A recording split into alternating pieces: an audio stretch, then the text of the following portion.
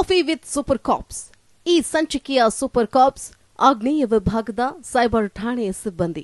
ದರೋಡೆ, ಕಳ್ಳತನ, ಸೋಲಿಗೆ ಇಂತಹ ಪ್ರಕರಣಗಳು ಕಡಿಮೆಯಾಗ್ತಿವೆ ಅಂದ್ರೆ ಸಮಾಜ ಬಹುತೇಕ ಅಪರಾಧ ಪ್ರಕರಣಗಳಿಂದ ಮುಕ್ತವಾಗಿದೆ ಅಂದುಕೊಂಡ್ರ?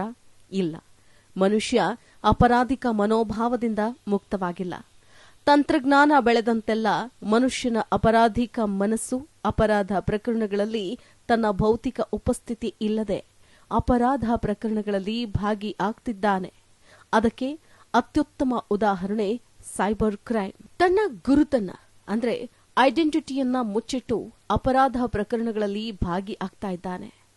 ಯಾವುದೇ ಸುಳಿವು ಗುರುತು ಇಲ್ಲದ ಅನಾಮಿಕನ ಪತ್ತೆ ಹಚ್ಚೋದು ಹಾಗೂ ಅಂತಹ ಅಪರಾಧದಿಂದ ಅನ್ಯಾಯಕ್ಕೊಳಗಾದ ಸಂತ್ರಸ್ತರಿಗೆ ನ್ಯಾಯ ದೊರಕಿಸಿಕೊಡುವ ಮೂಲ ಉದ್ದೇಶವನ್ನ ಪೊಲೀಸರು ಹೊಂದಿರ್ತಾರೆ. ಆದರೆ ಈ ಸೈಬರ್ ಅಪರಾಧ ಪೊಲೀಸರಿಗೆ ಒಂದು ಟಾಸ್ಕ್ ಅಂದ್ರೆ ತಪ್ಪಾಗೋದಿಲ್ಲ. ಇಂತಹ ಕಷ್ಟವಾದ ಟಾಸ್ಕ್ ಅನ್ನ ಬಹಳ ಶ್ರದ್ಧೆ ಹಾಗೂ ಬುದ್ಧಿವಂತಿಕೆ, ಸಮಯ ಪ್ರಜ್ಞೆಯಿಂದ ಕಾರ್ಯಗತಗೊಳಿಸಿದವರು ಆಗ್ನೇಯ ವಿಭಾಗದ ಸೈಬರ್ ಕ್ರೈಮ್ ಪೊಲೀಸರು. ಅಮೆಜಾನ್, ಫ್ಲಿಪ್ಕಾರ್ಟ್ ಇಂತಹ ಆನ್ಲೈನ್ ಆಪ್ಗಳಿಂದ ಗ್ರಾಹಕರಿಗೆ ಕೊಡಲೆಂದು ಇಟ್ಟಿದ್ದ ಸ್ಕ್ರಾಚ್ ಕಾರ್ಡ್ಗಳನ್ನ ಹ್ಯಾಕ್ ಮಾಡಿ ವಂಚಿಸಿರೋ ಬಗ್ಗೆ ದೂರು ದಾಖಲಿಸಿಕೊಂಡು ಕಾರ್ಯಪ್ರವೃತ್ತರಾದ ಆಗ್ನೇಯ ವಿಭಾಗದ ಸೈಬರ್ ಕ್ರೈಮ್ ಪೊಲೀಸರು ಬರೋಬ್ಬರಿ 4.5 ಕೋಟಿ ಮೌಲ್ಯದ ಚಿನ್ನಾಭರಣ, ವಜ್ರಾಭರಣ, ನಗದನ್ನ ವಶಪಡಿಸಿಕೊಂಡಿದ್ದಾರೆ.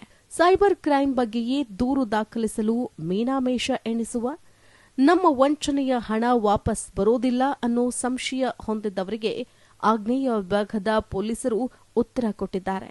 ಹಾಗೆಯೇ ನಮ್ಮನ್ನ ಯಾರೂ ಹಿಡಿಯಲು ಸಾಧ್ಯ ಇಲ್ಲ, ನಾವು ಅತ್ಯಂತ ಬುದ್ಧಿವಂತರು ಎಂದುಕೊಂಡಿದ್ದ ಸೈಬರ್ ವಂಚಕರಿಗೆ ಪೊಲೀಸರು ನಿಮಗಿಂತ ಮಹಾನ್ ಬುದ್ಧಿವಂತರು, ವಂಚಕರು ಯಾವುದೇ ಬಿಲದಲ್ಲಿ ಅಡಗಿದ್ರೂ ವಂಚಕರ ಹೆಡೆ ಮುರಿ ಕಟ್ಟಲು ನಾವು ಸದಾ ಸಿದ್ಧರು ಎಂದು ಆಗ್ನೇಯ ವಿಭಾಗದ cyber crime inspector V Girish, ACP Lakshminarayan ರವರ ನೇತೃತ್ವದಲ್ಲಿ ಡಿಸಿಪಿ ಸಿಕೆ ಬಾಬಾರವರ ಮೇಲ್ವಿಚಾರಣೆಯಲ್ಲಿ ಕಾರ್ಯಾಚರಣೆ ನಡೆಸಿ ಯಶಸ್ವಿಯಾಗಿದ್ದಾರೆ.